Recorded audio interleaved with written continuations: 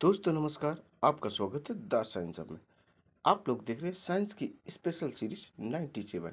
ये इम्पोर्टेंट है NTPC mains के लिए, रेलवे ग्रुप डी के लिए, सुपर टेट और टेट के लिए, पीएचडी टीएचडी के लिए, या ऐसे एग्जाम्स जिसमें साइंस आती है। ये सीरीज सभी के लिए इम्पोर्टेंट है और टोटली यह सीरीज एनसीईआरटी बेस्ड है। आइए दोस्तों स्टार्ट करते हैं क्वेश्चन नंबर 952 से। देखिए दोस्तों, क्वेश्चन क्या है। न्यूक्लियर रिएक्टर में प्रयोग किए जाने वाला विमंदक है। जो न्यूक्लियर रिएक्टर होता है उसमें जो प्रयोग किया जाता है विमंदक, वह कौन सा होता है।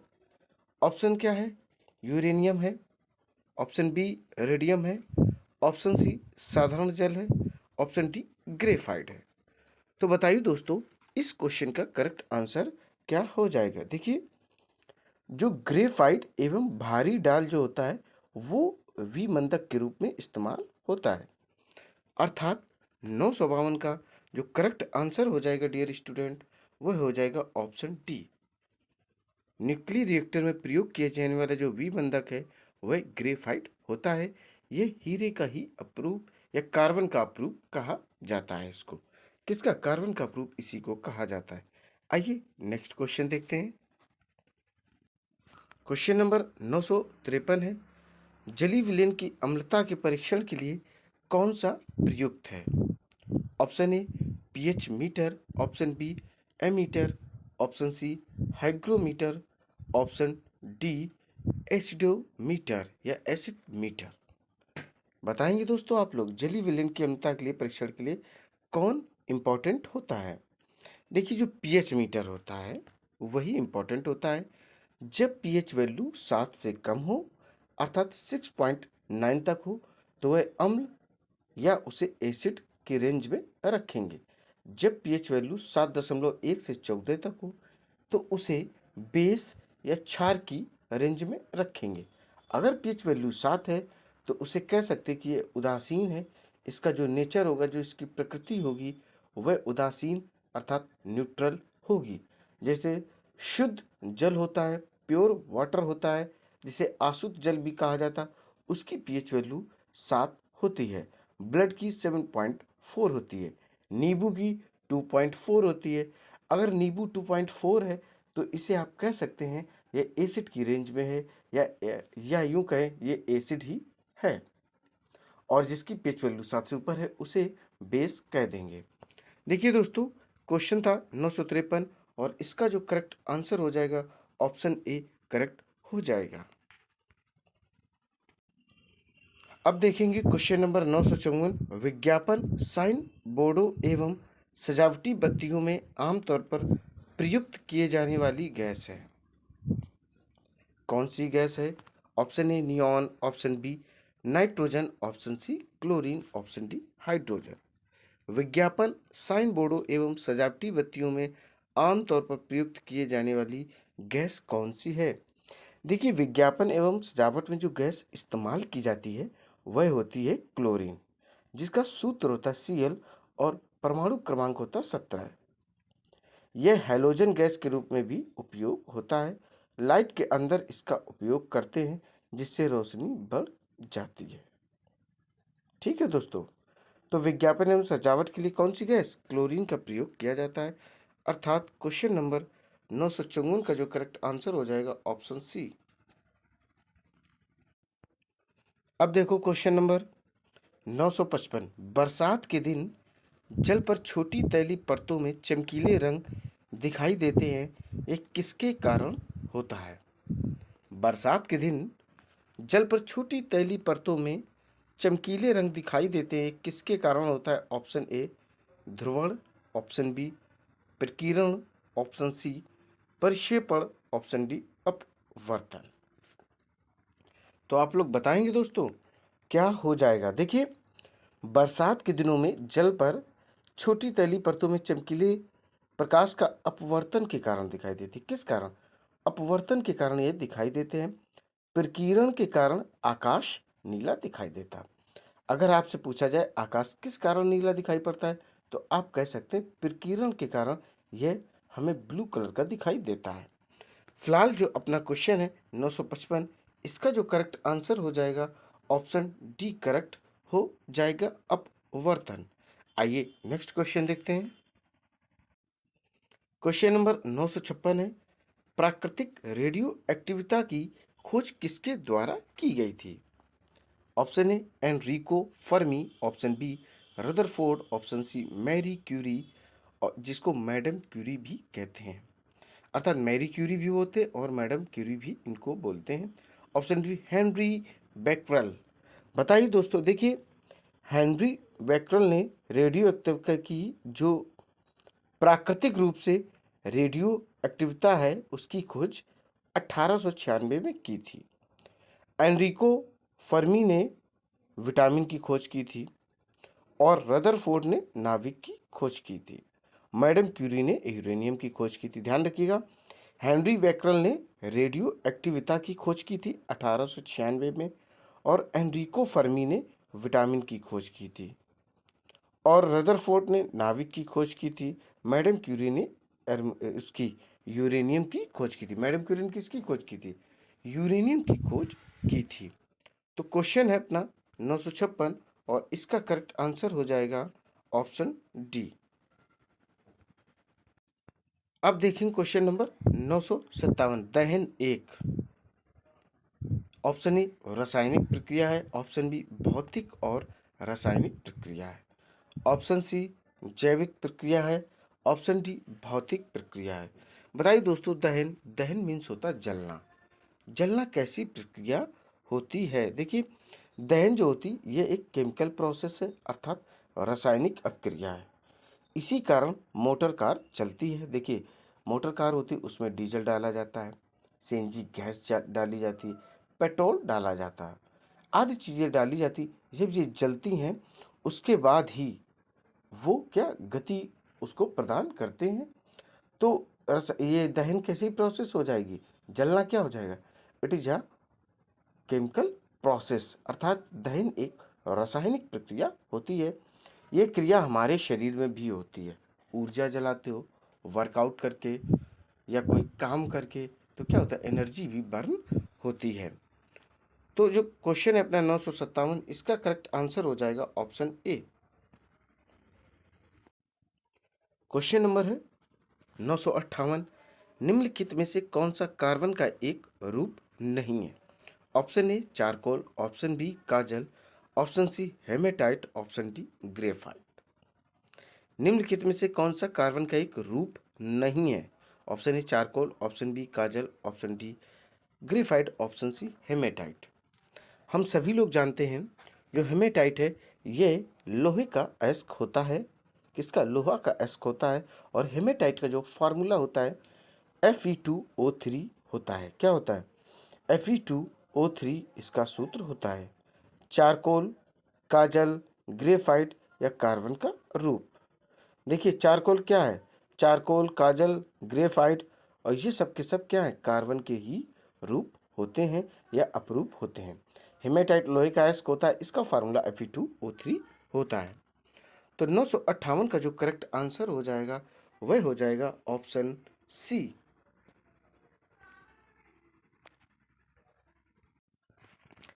अब क्वेश्चन नंबर देखेंगे 959, Bhopal a prayer for rain एक फिल्म है जो हाल में प्रदर्शित हुई है और औद्योगिक दुर्घटना पर आधारित है। 3 दिसंबर 1984 को भोपाल में कौन सी गैस का रिसाव वास्तव में हुआ था? Option A chlorine, option B ammonia, option C methyl isocyanide, option D boron trichloride. बताइए दोस्तों, कौन सी गैस का रिसाव हुआ था? आपको बता दें, यह गैस रात में रिसाव किया था जब मैक्सिमम लोग सो रहे थे, इसलिए बहुत से लोगों की दम घुटने के कारण इसमें जान गई थी। तो भोपाल कांड में जो गैस रिसाव हुई थी वह है मिथाइल आइसोसाइनाइड। क्या है? मिथाइल आइसोसाइनाइड का रिसाव हुआ था। ठीक है दोस्तों, तो अपना जो करेक्ट आंसर हो जाएगा 959 का वह हो जाएगा ऑप्शन सी। अब देखें क्वेश्चन नंबर 960, सबसे अधिक क्रियाशील धातु कौन सी है? Option A sodium, option B calcium, option C iron, option D potassium. सबसे अधिक क्रियाशील धातु कौन सी, सबसे एक्टिव मेटल्स कौन सा है?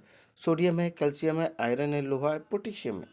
बताइए दोस्तों। देखिए, जो सबसे अधिक क्रियाशील है वह पोटेशियम है, जिसका सिंबल के होता है, और सोडियम का सिंबल Na, आयरन अर्थात लोहा का Fe, कैल्शियम का C है। तो अपने क्वेश्चन का जो करेक्ट आंसर हो जाएगा वह हो जाएगा ऑप्शन, क्या हो जाएगी, डी अर्थात पोटेशियम। अब क्वेश्चन नंबर देखेंगे 961। कॉस्मिक किरणें हैं। ऑप्शन ए आवेशित कण, ऑप्शन बी अनावेशित कण, ऑप्शन सी आवेशित तथा अनावेशित दोनों हो सकते हैं, ऑप्शन डी उपर्युक्त में से कोई नहीं। तो जो कॉस्मिक किरणें होती हैं वो क्या होती हैं, वो आप लोगों को बतानी है। देखिए दोस्तों, जो कॉस्मिक किरणें होती हैं वह आवेशित किरणें होती हैं या आवेशित कण होते हैं। कॉस्मिक किरणों की खोज भाभा के द्वारा की गई थी। किसने कॉस्मिक किरणों खोज की थी? भाभा ने इनकी खोज की थी। देखिए दोस्तों, तो क्वेश्चन है 961 और इसका जो करेक्ट आंसर हो जाएगा ऑप्शन ए करेक्ट आंसर हो जाएगा। आइए नेक्स्ट क्वेश्चन देखते हैं। अब देखें क्वेश्चन नंबर 962। निम्नलिखित में से कौन सा तत्व सभी कार्बनिक यौगिकों में मिलता है? Option A carbon, option B calcium, option C nitrogen, option D oxygen. निम्नलिखित में से कौन सा तत्व सभी कार्बनिक यौगिकों में मिलता है? Option A carbon, option B calcium, option C nitrogen, option D oxygen. बताइए दोस्तों कौन सा मिलता है। देखिए, जो कार्बन है वह ऑप्शन क्या हो जाएगा, कार्बन, और कार्बन का सिंबल सी होता है, कैल्शियम का Ca, नाइट्रोजन का N, ऑक्सीजन का O। तो अपना जो करेक्ट आंसर हो जाएगा इस क्वेश्चन का वह हो जाएगा ऑप्शन ए। अब देखें क्वेश्चन नंबर 963। पादप कली है। ऑप्शन ए एक भ्रूणी टहनी, ऑप्शन बी एक भ्रूणी पत्ती, ऑप्शन सी एक भ्रूण पोष, ऑप्शन डी एक बीज। पादप कली क्या होती है? देखिए, जो पादप कली होती है वह एक भ्रूणपोष होती है। क्या होती है?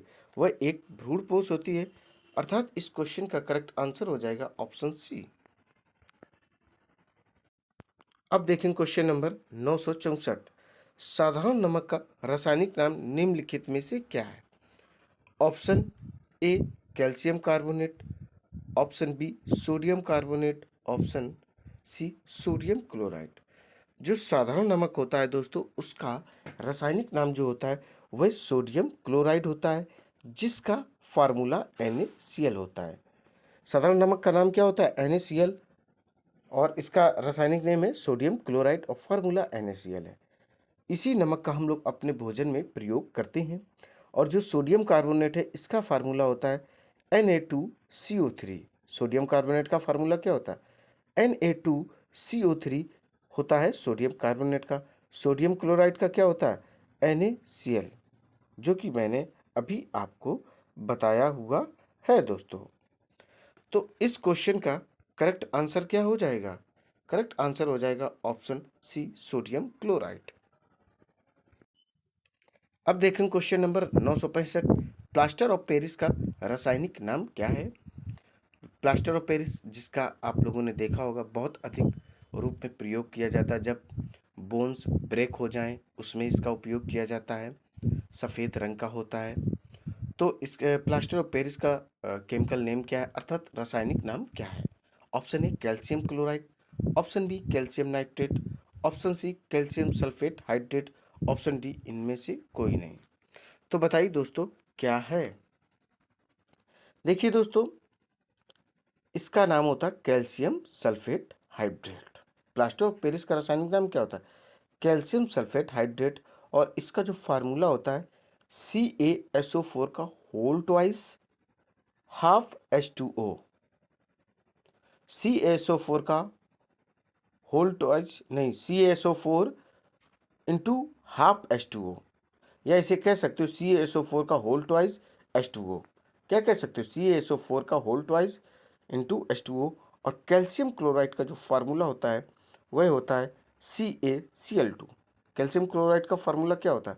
CaCl2। और कैल्शियम नाइट्रेट का जो होता है CaNO3। कैल्शियम नाइट्रेट का होता है CaNO3। तो दोस्तों इस क्वेश्चन का करेक्ट आंसर हो जाएगा ऑप्शन सी। क्वेश्चन है 966, निम्नलिखित में से किसे मार्स गैस भी कहा जाता है? Option A propane, option B ethane, option C methane, option D butane. इनमें में से किसे मार्स गैस कहा जाता है? दोस्तों जो मीथेन है, मीथेन को ही मार्स गैस कहा जाता है। प्राकृतिक गैस का मुख्य अवयव मीथेन 80% होता है। सिगरेट लाइटर में ब्यूटेन का प्रयोग किया जाता है। जिस सिगरेट का लोग यूज करते हैं उसमें जो लाइटर होता है उसमें ब्यूटेन का प्रयोग किया जाता है। प्राकृतिक गैस ब्यूटेन एवं प्रोपेन का मिश्रण होता है, जिसे उच्च दाब पर द्रवित कर सिलेंडरों में भर लिया जाता है, जिसको कि एलपीजी कहते हैं, जिसका full form liquefied petroleum gas होता है। अक्रिय गैसों जो होती हैं टोटल वह 6 होती हैं। रेडॉन गैसीय तत्वों में सबसे भारी है। क्लोरीन गैस फूलों का रंग उड़ा देती है। अगर आपसे पूछा जाए ऐसी कौन सी गैस है जो फूलों का रंग उड़ा देती है, तो वह क्लोरीन गैस होती है जो फूलों का रंग उड़ा देती है। फॉस्फीन गैस का उपयोग समुद्री यात्रा में होम सिग्नल देने में किया जाता है।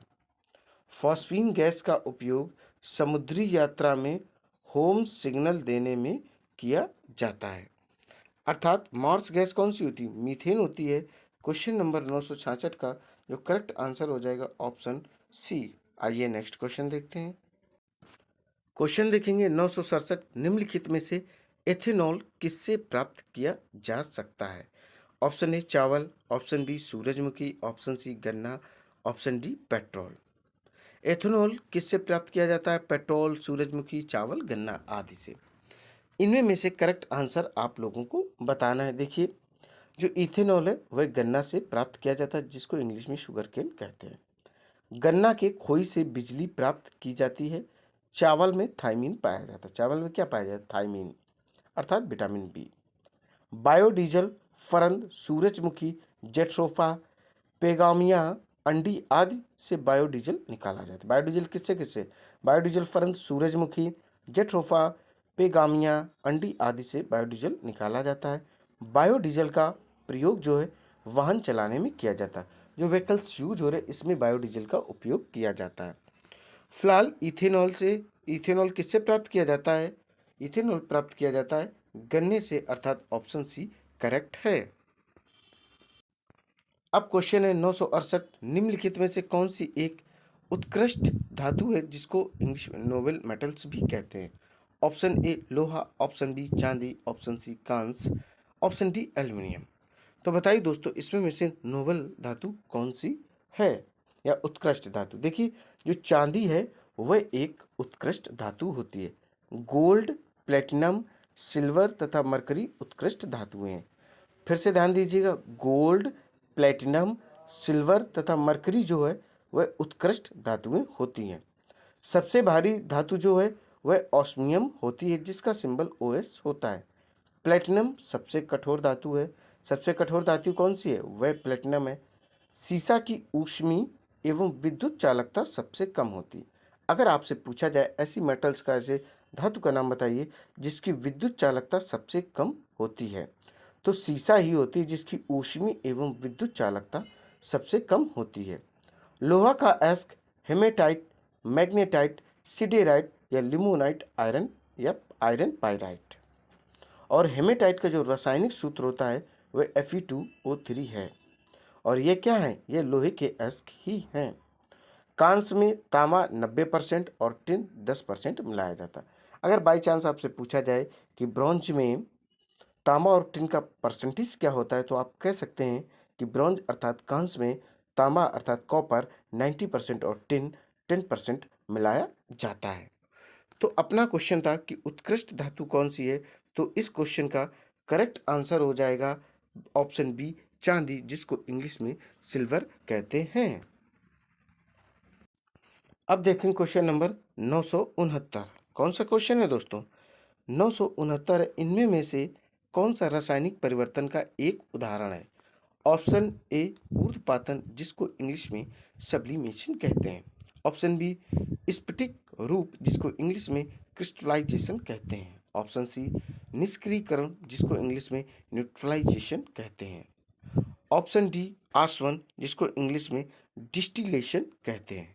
तो बताइए दोस्तों, इसमें में से कौन सा एक रासायनिक परिवर्तन का एग्जाम्पल है? देखिए, जो निष्क्रियकरण है, न्यूट्रलाइजेशन है, जो उसको रासायनिक परिवर्तन कहते हैं। निष्क्रियकरण को इंग्लिश में न्यूट्रलाइजेशन कहते हैं। तो ये एक क्या हो गया? ये रासायनिक परिवर्तन हो गया। बाकी तीनों के तीनों भौतिक परिवर्तन हैं। आइए नेक्स्ट क्वेश्चन देखते हैं। अब देखें क्वेश्चन नंबर 970। निम्नलिखित गैसों में से कौन सी गैस पृथ्वी पर ग्रीन हाउस गैस के प्रभाव के लिए जिम्मेदार है? ऑप्शन ए जल वाष्प और कार्बन डाइऑक्साइड। ऑप्शन बी जो दिया गया है वह दोस्तों है कार्बन डाइऑक्साइड और नाइट्रोजन। ऑप्शन सी कार्बन डाइऑक्साइड और मीथेन। ऑप्शन डी ओजोन और मीथेन। बताइए दोस्तों, कौन सी गैस जिम्मेदार है? देखिए, दिए गए विकल्प में ग्रीन हाउस गैस का उत्तर कार्बन डाइऑक्साइड और मीथेन होगा, अर्थात ऑप्शन सी करेक्ट हो जाएगा। CO2 गैस मुक्त ग्लोबल वार्मिंग के लिए जिम्मेदार है। सूर्य के प्रकाश विकिरण के रूप में पृथ्वी पर आती हैं और ऊष्मा ग्रहण करती हैं। जब पृथ्वी अतिरिक्त ऊर्जा छोड़ती है तो वायुमंडल में अवस्थित CO2 गैस छाता की तरह आवरण बनाकर बाहर जाने से रोकती है। इस स्थिति में ऊष्मा पुनः पृथ्वी पर आती है। इसे ग्रीन हाउस प्रभाव कहते हैं। इंग्लिश में ग्लोबल वार्मिंग भी इसे आप कह सकते हैं। मीथेन गैस धान के खेत से भी उत्पन्न होती है। ओजोन परत को पृथ्वी का सुरक्षा कवच भी कहा जाता है। ओजोन परत जो है वह समताप मंडल में स्थित है। समताप मंडल को इंग्लिश में स्ट्रेटोस्फीयर कहते हैं। वायुमंडल में नाइट्रोजन 78% से भी अधिक पाई जाती है। ऑक्सीजन 21% प्रेजेंट होती है। कार्बन डाइऑक्साइड 0.03% प्रेजेंट होती है। तो दोस्तों, इस क्वेश्चन का अर्थात 970 का जो करेक्ट आंसर हो जाएगा, ऑप्शन सी हो जाएगा, कार्बन डाइऑक्साइड और मीथेन। क्वेश्चन है 971। निम्नलिखित में से किसे औरम कहा जाता है? ऑप्शन ए कांसा। ऑप्शन बी सोना। ऑप्शन सी चांदी। ऑप्शन डी तांबा। देखिए, सोना को ही ओरम कहा जाता है। सोना मुक्त अवस्था में पाया जाता है और ये प्योर जो गोल्ड होगा वह 24 कैरेट्स का होता है। देखिए, जो सोना है मुक्त अवस्था में प्रकृति में पाया जाता है, ये एकमात्र मेटल्स है अर्थात धातु है। सोना सबसे आघात वर्धनी धातु है। सोना सबसे कम क्रियाशील धातु है और शुद्ध सोना 24 कैरेट का होता है। आभूषण जो बनाए जाते हैं वो 22 कैरेट के बनाए जाते हैं। इसका कारण है कठोर बनाना होता है। शुद्ध सोना जो होता है वह मुलायम होता है। इस कारण आकार विभिन्न प्रकार के आकार या आकृति प्रदान करने के लिए उसमें जो है कुछ इम्प्योरिटीज अर्थात कुछ अशुद्धता मिलाई जाती है ताकि वह मजबूत हो सके। तो अपना जो क्वेश्चन है 971, इसका करेक्ट आंसर हो जाएगा ऑप्शन बी। क्वेश्चन देखेंगे 972। निम्नलिखित में से कार्बनिक यौगिकों में हमेशा क्या मौजूद रहता है? Option A carbon. Option B nitrogen. Option C sulphur. Option D potassium. बताइए दोस्तों, क्या रहता है? कार्बन हमेशा कार्बनिक यौगिकों में मौजूद होता है। कार्बन पृथ्वी पर सबसे अधिक मात्रा में पाया जाता है। कार्बन के दो अपरूप है, हीरा एवं ग्रेफाइट, और पेंसिल कार्बन से ही बना होता है। तो दोस्तों, 972 का करेक्ट आंसर हो जाएगा क्या? Option A. क्वेश्चन नंबर 973 देखिए, निम्नलिखित में से किन कणों में सकारात्मक आवेश होता है? Option A neutron. Option B proton. Option C electron. Option D krypton. बताइए दोस्तों, किसमें सकारात्मक आवेश होता है? देखिए, प्रोटॉन कणों में सकारात्मक आवेश होता है। प्रोटॉन की खोज रदरफोर्ड ने की थी। और ठीक है दोस्तों, और न्यूट्रॉन का जो द्रव्यमान होता है 1.675 इंटू 10⁻⁻27। द्रव्यमान अर्थात कितना होता है? 1.675 इंटू 10⁻⁻27 है। न्यूट्रॉन की खोज चैडविक के द्वारा की गई थी। इलेक्ट्रॉन की खोज जे थॉमसन ने की थी। और प्रोटॉन की किसने की थी? रदरफोर्ड ने खोज की थी। प्रोटॉन पर ही क्या होता है, सकारात्मक चार्जेस होता है। इलेक्ट्रॉन पर नकारात्मक अर्थात निगेटिव होता है। न्यूट्रॉन पर कोई चार्जेस नहीं होता अर्थात ये न्यूट्रल या उदासीन होता है। तो अपना क्वेश्चन है 973 और इसका करेक्ट आंसर हो जाएगा ऑप्शन बी। क्वेश्चन नंबर देखेंगे 974, बेकिंग सोडा क्या है? Option A potassium permanganate, option B sodium chloride, option C sodium bicarbonate, option D sodium carbonate. बताइए दोस्तों इस क्वेश्चन का करेक्ट आंसर क्या हो जाएगा।